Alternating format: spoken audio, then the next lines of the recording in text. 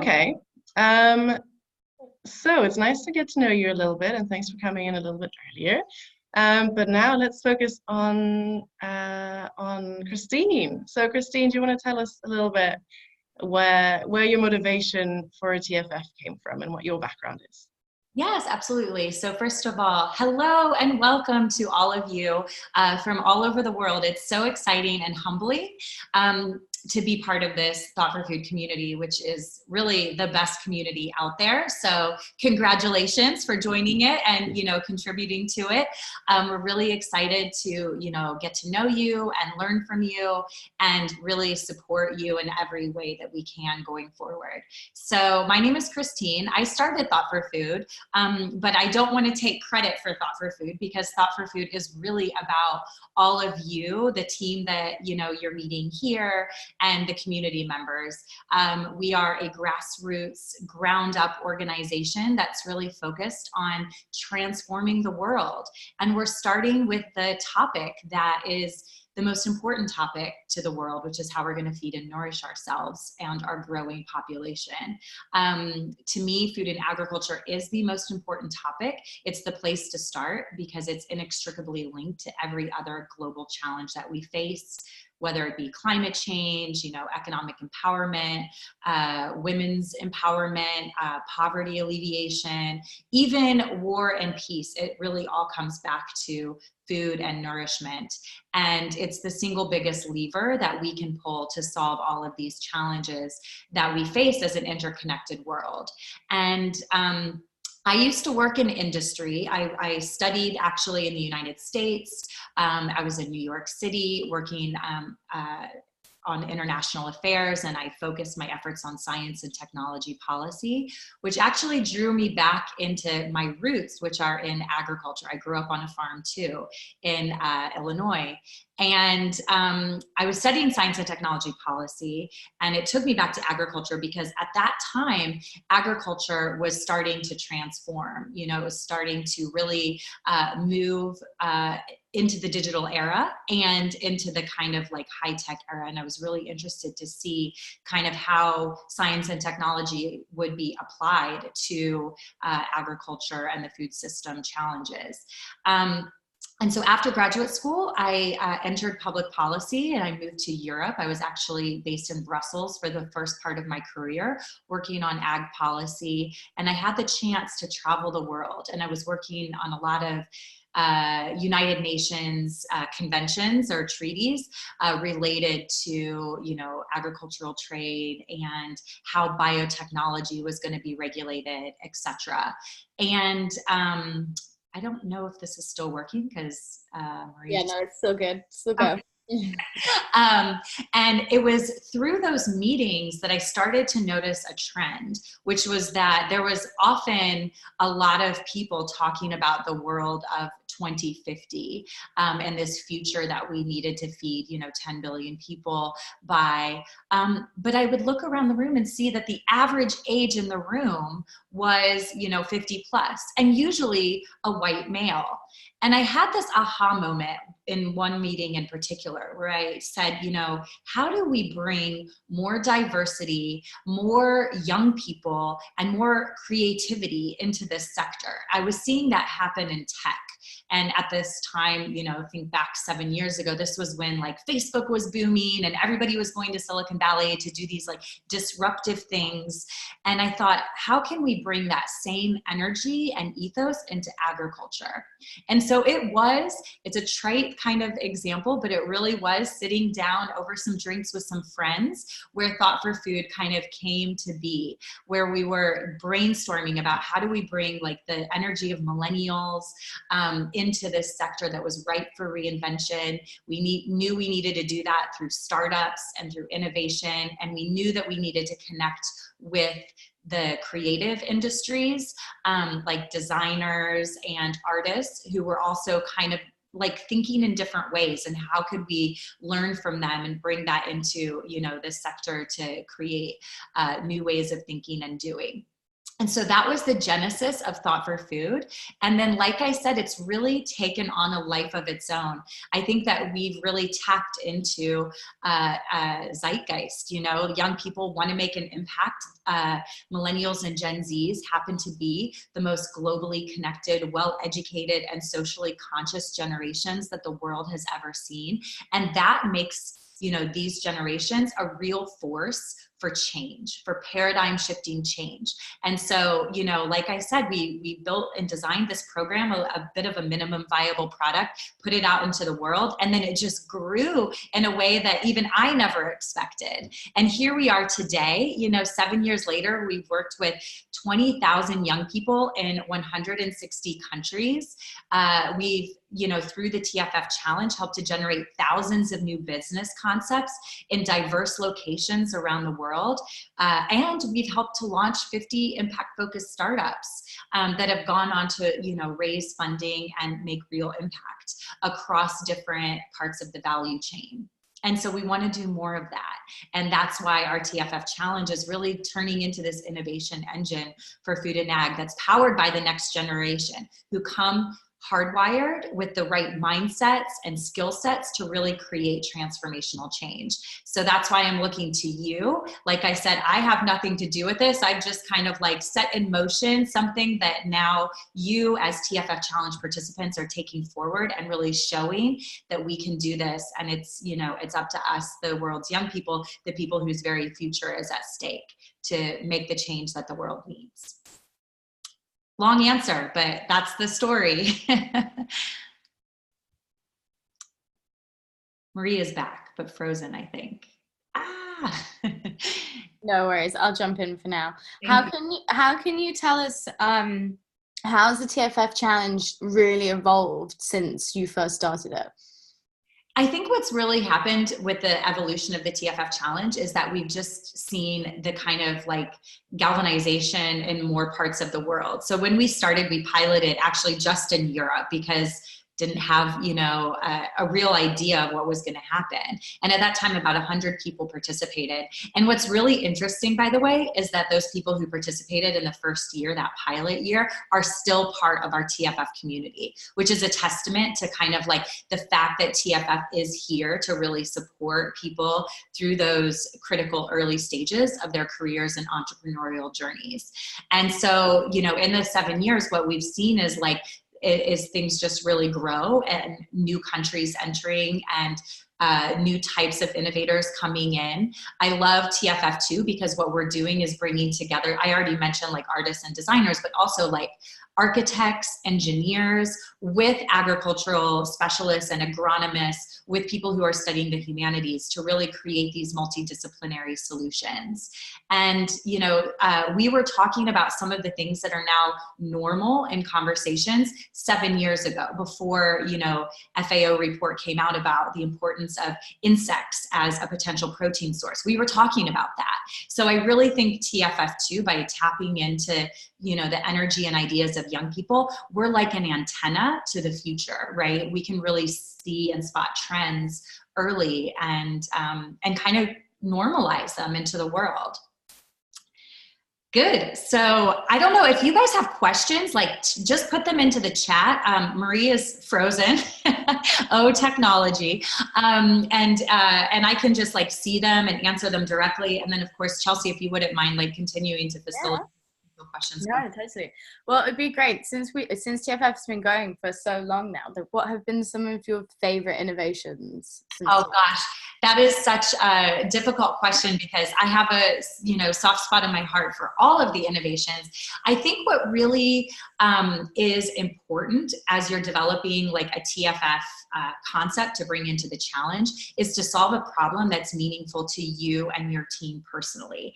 And so, you know, one of my favorite entrepreneurs in our community is Mushab from Bite Back in Indonesia, and his story about, you know, looking outside of his lab window and seeing kind of, you know, palm oil plantations destroying rainforests in Indonesia, but also understanding, of course, the importance of, you know, vegetable oils, right, for many parts of the world and many industries, right? Be it food, be it cosmetics, etc. And he said, how can I solve this? And so he took his research and applied it to the TFF Challenge and turned it into a startup, Bite Back, which is an insect-based oil that's edible and can, be a direct replacement for palm oil. That's an incredible story. It was a problem that he experienced firsthand and wanted to solve, and, took his expertise in food science and, turned it into a startup with the help of TFF and the community we have here. I love projects where, teams come together, within the TFF community. So Renature Foundation formed through a meeting that happened at the TFF Summit between two, again, people from different parts of the world, Brazil and the Netherlands, who had a shared interest in agroforestry, and said, the TFF brought them together, and they were like, let's work together, let's create something. And by the way, that's a superpower of the next generation. I do a lot of speaking to big companies who are trying to understand millennials and Gen Zs, and they're trying to understand and innovate for the future, but they have a hard time doing it because they're big and entrenched. One of the things that I talk about a lot is that in today's world, thanks to technologies like we're on right now, like Zoom and Skype, it's no longer necessary for people to be in the same place and even speaking the same language to solve problems. If people see a problem that they want to solve, they can literally align around the world with people who share an interest in solving that problem and create game-changing solutions. And we have another TFFer, Rachel, who's part of AgriMatch, and they actually did the same thing. They were working across 5 time zones, all spoke different languages, and wanted to solve rice production issues in Myanmar, and work together in that unconventional way to create their solution. And that's what we see a lot happen in TFF. And that's, by the way, it's natural to us digital natives to think and operate that way. But going back to what I was saying about my work with the big companies in the industry, this is totally different for them. It's not something that, older generations or, incumbents or even universities experience. It used to be that you had to be in the same physical location and speaking the same language in order to solve problems. And, today's world has totally upended that. And then the other thing that I see that young people do so well is they just teach themselves anything. And the Digital Labs is a direct result of that. We learned from our community, but it's hey, I want to learn digital marketing. I'm going to go teach myself on YouTube or, Udacity or these types of online courses. And so what we really wanted to do with the Digital Labs was say, let's tap into this kind of also learning and collaboration spirit that young people represent, this DIY, which stands for do it yourself ethos, that's driving breakthrough innovation in all parts of the world. Let's help facilitate and foster that. And that's where the Digital Labs came from. Nice. Great, thank you for that. And I'm back. Yay! That was Yep. a logo. You've transformed to a logo. Yes, I have transformed to a logo, but I'm still here, and I have been listening to what you've been saying, and it's been really inspirational. So you mentioned a little bit of kind of what's coming up and how agriculture is changing. So what do you think the future of food and ag looks like, and what do we need to make that happen? Oh, what a great question, and a hard question. I think about that a lot. And I have to say that I think that the future of agriculture is going to look like a lot of diverse food systems, but sharing, collaborating, and learning from each other. Food is very, locally relevant. And I think that, we've always talked in the policy world about our building a better food system. But I think we're moving now towards a world that it's going to be food systems that are working together, because obviously, our world's ecosystems are interconnected, and, we live in a world where these global challenges we face are also very interconnected. So we're going to see food systems that are working together, and sharing and learning from each other, but, are connected in this rich, diverse kind of way. Very much, analogous to how nature works, right? And these complex, but beautifully elegant systems. And so I think the future is not going to be so much about what is going to feed the world, because there's no silver bullet, and it's going to be a combination of livestock and new protein sources and commodities and if you will, like future foods or forgotten crops. It's going to be all of these things working together in integrated systems that are going to, hopefully achieve more sustainable and inclusive outcomes. And to me, like I said, it's not about the silver bullet, what technology is going to be feeding the future, but it's about how we are going to build this new way of working together, innovating, collaborating, and solving problems through collaboration and openness and, inclusivity. I hope that makes sense. It was a little bit long-winded, but like I said, I think it's the future food system that I think about is really about, unprecedented levels of collaboration and synergies and, kind of working through, like embracing complexity as something that will lead us to new innovative paradigms. Great, thank you. No, that was a great answer. Okay, there's a question here, brilliant. So let me read it out. It's from Mawa, who's in Malawi. So she says, Christine, I like what you've said about individuals linking up from all over to create solutions as a team, and that's very inspirational. Which part of the world would you like to see more participants in the TFF Challenge to get involved? I mean, all parts of the world, to be really honest with you. We definitely do see hotspots in terms of participants in TFF. And that's fantastic. Every year we get a lot of entries from places like Brazil and Indonesia and certain countries in Africa, like Uganda and Kenya, and Nigeria, which is great to see. And obviously India too has always been, a very powerful entry force into TFF. But we want to see more happen everywhere, including those countries I just listed.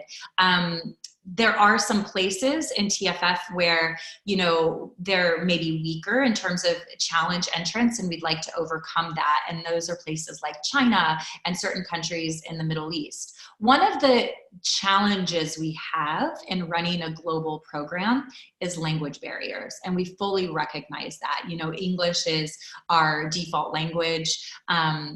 But we also know that there's many people who can't participate in our programs because English is a barrier. So that was another reason, by the way, that we developed the digital labs. This year, of course, we're just launching our minimum viable product in true entrepreneurial spirit, due to budget constraints and other constraints. It was like, we wanted to build something to test and see how it works. And it's, hopefully going really well. From my standpoint, it is. We're getting a lot of learnings and we're seeing that this can be a really powerful tool. But the beauty of the digital labs is that going forward, the content that we can provide on there is limitlessly scalable. So we can work with partners in all regions of the world to take content, translate it into local languages. We can also bring in locally relevant experts and mentors who may not speak English, so that we can then increase participation in places and for people who don't speak English. That's one of the cool things about, having this digital tool. And then of course, I don't know if you guys have been using all of the latest Google Translate stuff, but it's actually phenomenal. And so that's also a way that we can facilitate and foster cross-country collaboration. Is, even with tools like Google Translate, we can have teams that come together that may not even speak the same language. So that's the future. And I hope I answered, your point. But obviously, I just want teams from everywhere, and the more teams, the better. And the more that we can get teams working together and integrating their solutions and learning from each other, the better too. So for me, I want to see every country participate more. And particularly I'm calling out like China and the Middle East, because those are places that right now we don't have a lot of entrants from. But we hope to see that increase, this year and in subsequent years. Brilliant. I think that answered that really nicely. Vivens, I saw your questions as well, and we'll talk about the digital labs and the mentoring in a minute. So I will come back to it. So let's talk more then about the digital labs and the summit that is coming up. Sure. So let's start, what is the difference between the challenge and the digital labs then? So the challenge is our call to action. It's basically, it's a period of time where we're basically saying like, hey, there's this big global important challenge that we want to solve.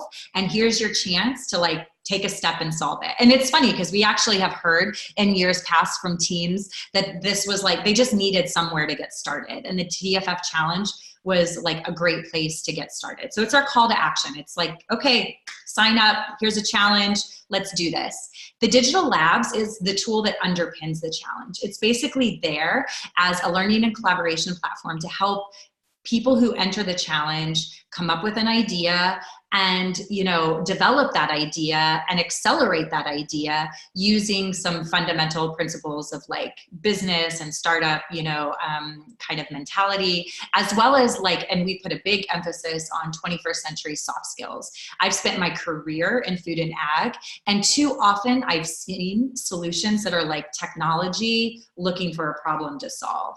And actually, like, what we need more of are real problems to solve, where technology, as well as innovative business models, as well as, you know, kind of new approaches and really understanding deeply the needs of customers are guiding things versus just the technology.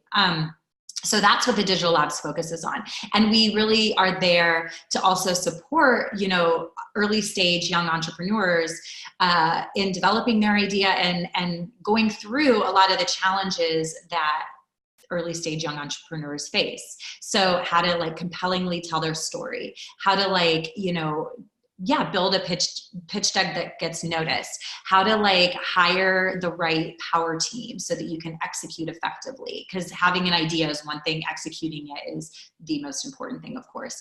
And so that's what the Digital Labs there is really there to like be the power tool, the powerhouse and the support tool behind the TFF Challenge, which is the call to action. And in the future, what we hope to do, what we're building towards with TFF, is that we will have more than one TFF challenge. Right now, we're operating with the annual TFF challenge, but because of the, you know, digital infrastructure and operational infrastructure that we're building in all parts of the world with our, you know, regional coordinators, our ambassadors, and this digital tool that can be scaled to add in content in different languages and relevant to different issues in different parts of the world, we believe that we can have a day where we're running TFF challenges on an ongoing basis to continue to generate innovation on demand all over the world at all times. So that's an exciting future that we see. And that's why this concept of becoming an innovation engine for food and agriculture is really exciting for us. What a future. That would be brilliant. So we're looking forward to making that happen. And so the Digital Labs then kind of feeds into the Academy and the Summit. Can you describe what they are, please? Yeah, sure. So basically, you know, the 12-week TFF challenge is the time where we really like, so we had the call to action October 16th, sign up for the TFF challenge, go through, explore the Digital Labs, look at the content, sign up for mentorship, join these sessions like the AMAs and, you know, all of the exciting perks that we're offering and are continuing to add in. Go explore Wiki Factory for open source, you know, hardware, go explore the European Space Agency's Sentinel Hub data, just see everything that's there and see if it's relevant for your startup to build into that. And then submit your pitch. And so I believe it's like later this month that pitch submission page will open, and we're asking you to, you know, provide a lot of materials that really explain your concept and your business model, why, you know, what you're doing is unique and needed, what its market potential is. Tell us about your team. I mean, that's really important, by the way, in startups and investment. It's not even just about the idea, it's about the team behind the idea. So we're really looking for you guys, when you submit a pitch, to showcase your energy and, you know, your passion for what you're doing. And then teams will be selected both by TFF and by our partners who are running special challenges around topics like circular economy of food, agroforestry, you know, interplanetary living. And those teams will be selected as finalists. They will get a fully funded trip to Malaysia, Kuala Lumpur, to take part in our TFF Academy, which is really, really a special experience. It's like an incubator done the TFF way. It's a 4-day extravaganza that really focuses on, you know, taking the startups to the next level through pitch training and business model development. But even more importantly, it focuses on like really strong community building, and the fact that we're going to Southeast Asia, we'll have the chance to really also understand the agricultural and food ecosystem there, which is really exciting at this moment in time. And then everything culminates with the TFF Summit, which is our flagship event that unites, you know, the leaders from our community, from past and present, with, you know, luminary speakers from all kinds of sectors, for a very energizing event that has been described, and I think it's the perfect description, as a mashup of Tomorrowland, the big EDM festival, with South by Southwest, the big tech festival, with Burning Man, the weird, you know, thing in the desert. And that's, I think it's like a perfect description of kind of what happens there, because it's a very unconventional, energizing, and inspirational experience that also up-levels, you know, all of the people and ideas in TFF, and is really kind of that boost, that launch pad that teams need to get to the next level. We have investors there, we have corporations there from all over the world, and we have, like I said, thought leaders who are really like shaping the future in the policy space and in, you know, kind of the business space. So it's an incredible opportunity for teams. And then following the summit, of course, we do provide, you know, kind of post-summit support in the sense that we, you know, are there to continue to stand by the teams that, you know, really show us that they're committed to furthering their project. And we help make industry connections. We help connect them to investors. We help give them media coverage. And really TFF is, you know, a support system that, you know, teams in years past have really benefited from. They've even hired from our TFF community. So it's an incredible talent pool for the future. So TFF is a community, it's what you make of it. And the events are, you know, part of the magic of our program, but it doesn't just end there. In fact, it's just the beginning. Great, thanks for outlining that. So I can see that there are a bunch of questions coming in. Thank you guys for being part of that. Let's see, so here's a question from Hiranga, who asks, Christine, do you have an example of complexity previously tackled by TFF teams that have made a big impact, or at least making progress? I'll read out the rest of it as well. We're working on a kind of solution that will help resolve many entangled problems. One thing we're finding is designing or referencing a business model to match our proposed solution being equally complex. And they are definitely working in the embracing complexity space. Oh, that's good. Yes, complexity is exactly like I said earlier. As we can embrace complexity, I think we can find a lot of innovation potential within it, instead of trying to, like, you know, simplify everything into kind of binary type approaches. Now, you're right. It's hard to find, you know, precedent in the world about how to build business models in that space. But I'd love to connect with you, you know, separately to understand a little bit more about what you're doing, and see if there's people from my network who can help you out there. Complexity thinking and systems thinking is indeed the future, and there's a lot of people, you know, working in this space right now. And yeah, like I'd love to, that I'm personally, you know, working with and involved with. So let's connect separately if that's okay, and I can see if some of those introductions can help you.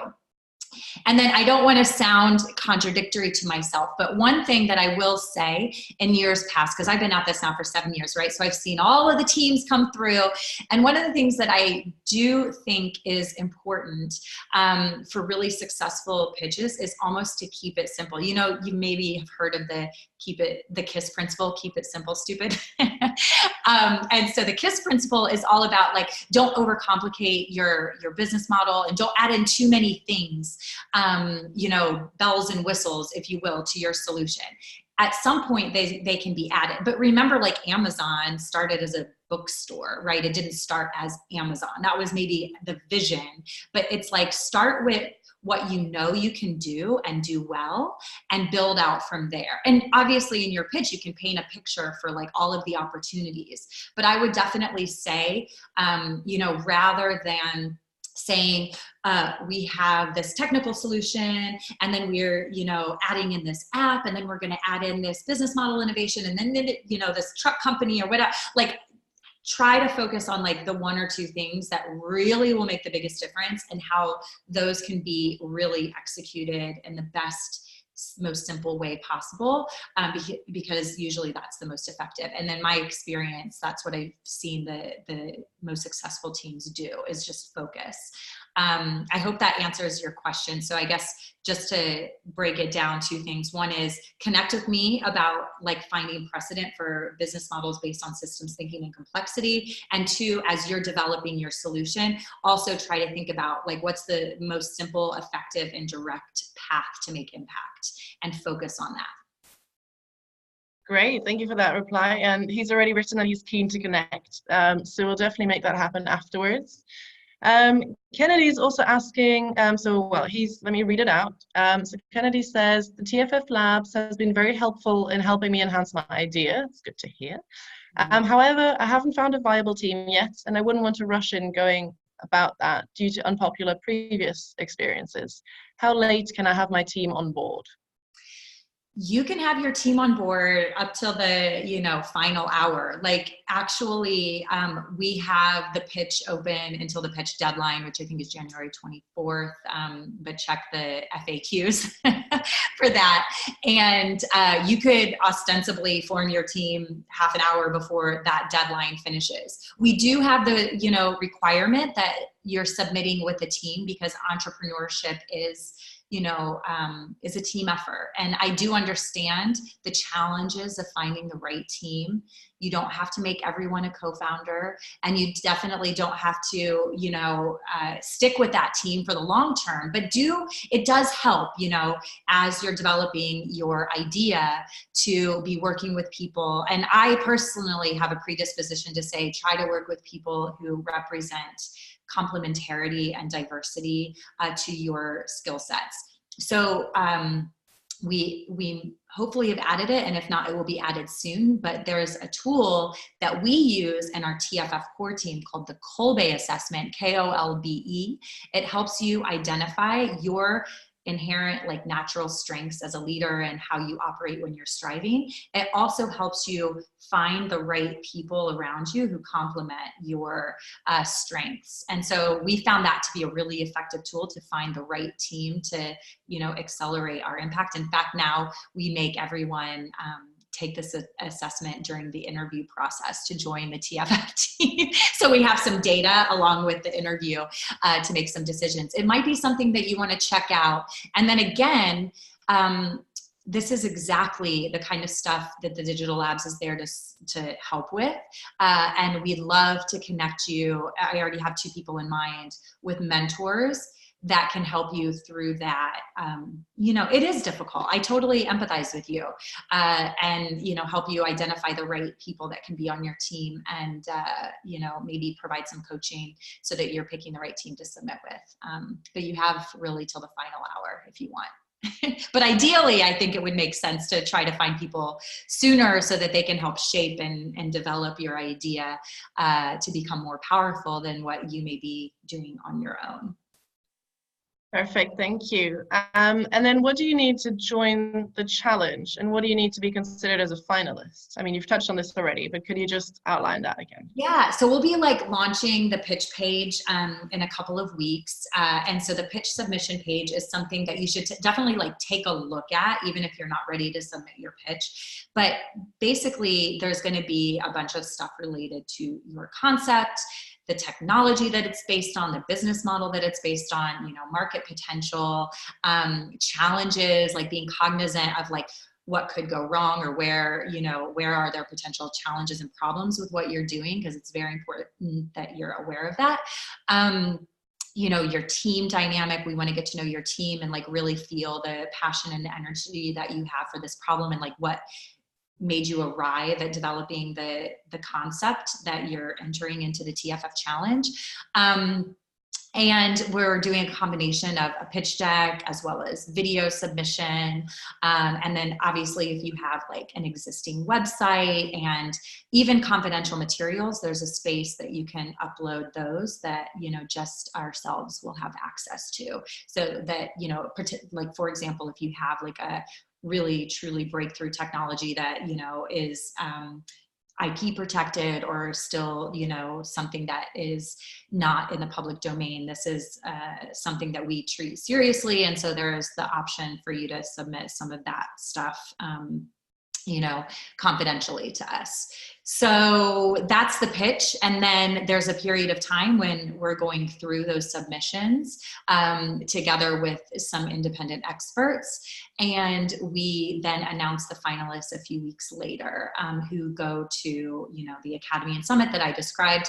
I do want to say though, and this isn't just lip service, some of our most successful TFF teams and people who are still heavily engaged in our community are people who weren't even selected as TFF Challenge finalists. So don't get discouraged if you're not selected as a finalist. View this as the opportunity to be part of the world's most amazing collaborative community focused on changing the world, and say, okay, that's cool, and lean into all the other opportunities that TFF has to, shape your entrepreneurial journey and your career, which may or may not be in entrepreneurship. So like I said, the challenges is there to kind of create that, competitive spirit, but the community is there regardless of whether or not you're selected as a challenge finalist. Great, thank you. And so there's a question from Bevins here. So as we know, the teams can apply to have mentors and then be matched with a mentor who can support them on their journey. And so Bevins is asking, so he has a mentor and they're talking to them and they're getting the help to improve their solution. And he wants to know what will happen after after the challenge is over, and will they help them implement the solution afterwards? Yeah, I think that's a little bit dependent on the relationship that you develop with your mentor. And it's also something like if your mentor, wants to help you, by all means, like continue that relationship. If for whatever reason that mentor is unavailable, come back to us. And we, like I said, we're there to continue to foster connections that can help propel your success. And that could be through assigning another mentor. It could also be through peer-to-peer collaboration. We've just seen a lot of really amazing and transformational things happen in the TFF community when, like-minded change makers from different parts of the world or even the same part of the world connect with each other and start supporting each other and helping each other out. So definitely tap into your expert mentor, but also look to, other people in the community as supporters, and friends, right, as you take forward your idea. But definitely we're here to continue to support after the challenge period finishes. So stay in touch with your mentor if possible and with us, and we can assign, new people to work with you. We have lots of industry connections too, which is one of the big assets of TFF is, we're working with leading companies throughout the value chain, which is really important in food and ag because so much of success in this field does depend on collaboration and, working with the big guys and the incumbents. And so that's one of the things that we really see as a big benefit of joining TFF is that we can, connect you with young talents, with other startups, and with the existing players around the world. Great, thank you. So then what if someone has a startup that's already more advanced? Can they join as well? Can they be supported? Absolutely. So TFF and the Digital Labs has been built with kind of a range of user personas, to take design thinking terminology. So indeed, you can join TFF with just an interest in saying, hey, I want to do something for food and ag. How do I get started? And TFF can be that place to get started and help you develop an idea. It can also be a place where you come with an existing startup and you want to accelerate it the TFF way, we like to say. And so we've had a lot of great successes in years past with teams who've come in with existing startups who've actually gone through very elite accelerator programs, who already have, products on the market and customers, but they still benefit from the TFF program because of our community, our culture, and our industry connections. And so indeed, we do have a place for existing startups. There's content and mentors and programs that we offer that are relevant. We're also piloting this year the Level 2 program, which you'll see the application on the sign up page. And basically that is the chance, if you have an existing startup that meets a certain set of criteria, that is the chance to actually get like a more bespoke consulting services type approach from the TFF team and me in particular, to really, take forward your startup by leveraging the 20 plus years of experience I have in the industry and working with startups around the world. And so if you are an existing startup, that's apply for that and let's work together. But I think the other thing is the digital labs is there and the mentorship program is there to support you at any stage that you are. Perfect. And when do people find out if they've been selected? So I need to check the FAQ timeline, but it's something around February. So there's basically in early February, the finalists will be notified. And then there's like a little bit over a month period before our events kick off in Malaysia on March 21st. And during that time, there'll be, a bit of virtual acceleration for those startups to prep for the big event in Kuala Lumpur. Perfect. So now going back, you've worked in like big ag and you've also worked with startups. What did you learn from both sides? And what did you take, from the different environments? Yeah, absolutely. I have seen that the future of this industry is going to be around more openness and collaboration. And that's why we've designed TFF in the way that we have. And we need more innovation to make impact in food and ag in a faster way. And so the goal that we have is really like, how can we accelerate that? How can we get more brilliant minds working on these big problems, kind of adopting this entrepreneurial mindset of failing forward, right? Trying things, seeing what happens, and then sharing results so that other people can learn, right? And we can reduce duplicative efforts or inefficient efforts. This to me is something that like big companies through to startups, if we can just adopt this ethos, we'll start to see positive change happening faster, and we'll start to see like profound impact.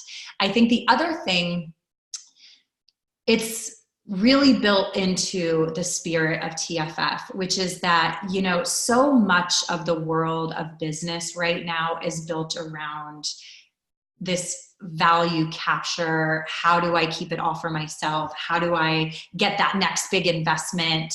And that becomes almost the goal, right? Is like just getting the investment. And we forget what the actual goal is, which is like feeding 10 billion people in a sustainable way that regenerates our ecosystems and protects the planet. And so what we're trying to do with TFF is create this new experiment lab for business models that move us past this traditional paradigm of like just trying to get investment towards using investment and using innovation and entrepreneurship to achieve impact.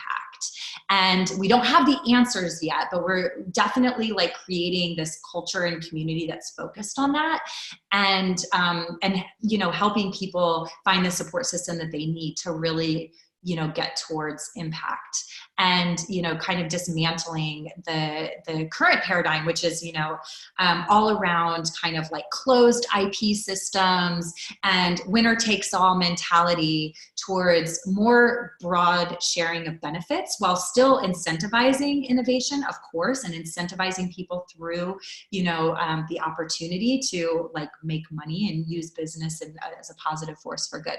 So like I said, we don't have the answers, but what we're doing is like creating and fostering this community that's focused on experimenting with new business models. And that's really exciting, because we're then able to take those into the big companies like I used to work with, and into some of these like big unicorn status, ag and food tech companies, and really kind of show them that there's new types of business models that can really change the game. And so if anybody is friends with me on Facebook, and if you're not, please add me. My name is Chrissy Spice on Facebook. But I posted yesterday something around like my love for open source. And I know it's really hard for like innovators. And I even sometimes have a hard time with open source, because you don't want people to like copy and steal from you.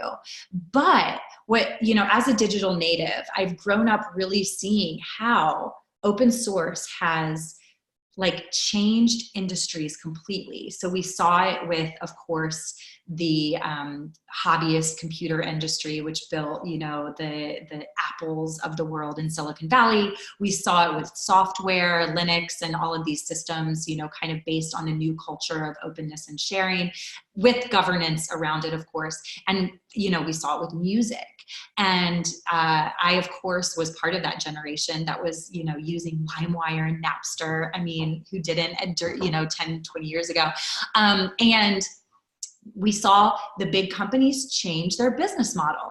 Change happened because people started to do things differently. And that's what I think can happen in food and ag. Change is going to happen if we show them that these types of new, inclusive, and open and collaborative business models are taking root in diverse locations around the world, and they're working, and businesses can be successful. That will percolate upwards and change the industry. That is so exciting for me. I hope that made sense. Oh, that made sense. And I think if everybody else feels like me, then we've all just been inspired and are fully there with you and your vision. And I mean, then I think it's fair to say you're an inspiration in the field, but who inspires you, and who are kind of big names that you look up to in the food and ag sphere? Oh my goodness, what a tough question. I mean, honestly, who inspires me is like the TFFers. I get up every day and I'm just like, what are they doing? Because it's so cool. I learn from the TFF community, and from the books that you guys are reading that you tell me to read, from the articles that you post on social media. Like, I go and read those, and I'm literally just so inspired by this type of world. But like, in terms of my worldview, and this was kind of in my post that I mentioned, like I said, friend me on Facebook, because I'd love to learn from you guys too. The books that really inspired me, like one was called Wikinomics by Don Tapscott, about the power of the crowd and kind of open innovation. Another one was Abundance by Peter Diamandis. Very, optimistic and very much focused on how we can move to a world of abundance, which I'm a Trekkie. I don't know if anybody else loves Star Trek, but that was a post-scarcity world. Basically, through technology and innovation, they were able to like feed their people. They had energy, in abundance through renewables, etc. And like, that to me is like a world that we actually have the opportunity to build. Economics is called the dismal science because it's based on, scarce resources and how we're going to allocate them. But what if we could move towards a world of abundance where, technology is unleashing more capital and more innovation power in more places? That's kind of a cool book to read. And then a third one is called Remix by Lawrence Lessig. And it's all about, again, like I told you, I love music. I'm actually learning to DJ at the moment, but it's all about how for young people, they're the remix generation, and they're taking, genres of music and putting them together to create something new, but they're also taking business models from different sectors, combining them into something new. And we're already seeing that, you know, it's like, what would the Uber of tractors look like? What would Airbnb of farms look like? You know, this type of thing is like just how young people tick. And it's, you know, it's been done for centuries, you know, that people would go look to ancillary industries to get inspired for what they want to do in innovation. But what's different now is that the like dots that we're able to connect are so much more because we have the internet, right? And we have like the ability to talk to people in more places and to tap into diversity and complexity in ways that are unprecedented. And so if we lean into that, like we can become the ultimate remixers and use that as a superpower to create really, you know, cool innovation going forward.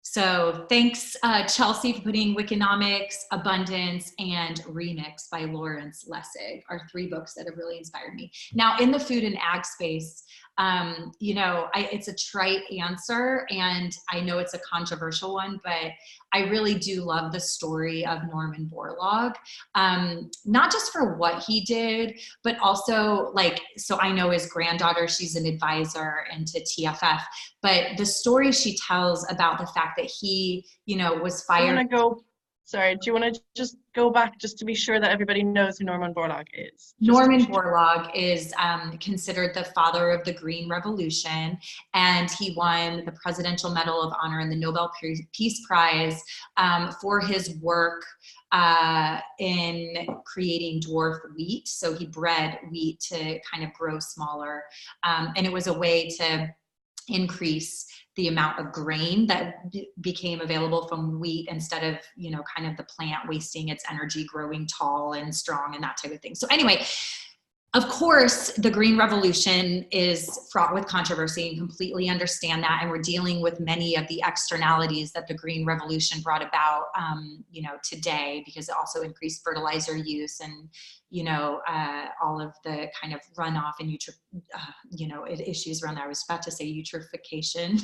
I hope I pronounced that correctly, but you know, and so I understand the Green Revolution is controversial, but just going back to Norman Borlaug, who is one of the figureheads of this, you know, what I love is his next gen innovation spirit. So he was like fired from multiple jobs, told that what he wanted to do with creating this dwarf wheat would never be possible.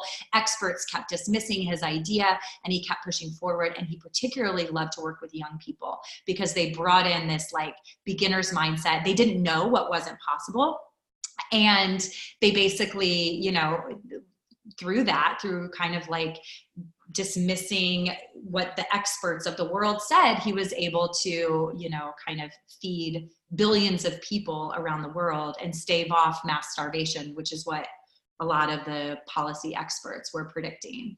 And like I said, it's maybe a controversial person to pick, but I just think that story is, you know, is interesting in food and ag, because we have the chance now with young people today to create this kind of new paradigm shift, but in a way that doesn't maybe lead to all of the externalities that we saw in the Green Revolution, because we're equipped with more power to understand the good and the bad that come from technology if we lean into that. And you know, that's a whole other AMA we could go into, but we at TFF call it multispectral thinking.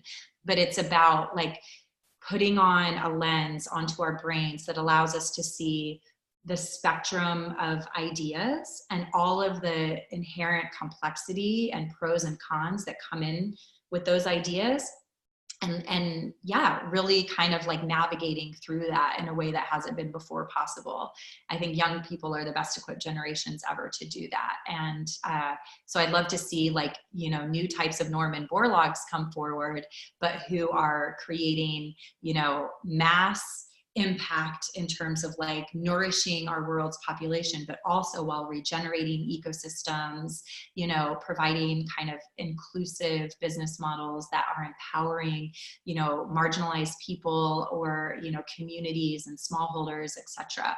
It's going to be an amazing future if we do this well and right, and we collaborate and share with each other and learn from each other.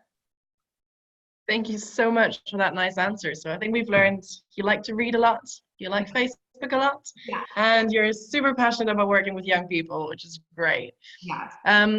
So since there are no more questions, I don't like Facebook a lot, like as a company per se, but I like the ability to connect with people. Sure. Okay. So if there are no more questions from our participants, I have one final one to round off. So Christine, do you want to give our participants, our TFFers, one more little either kind of gem of wisdom or kind of inspirational Christine quotes to send them on?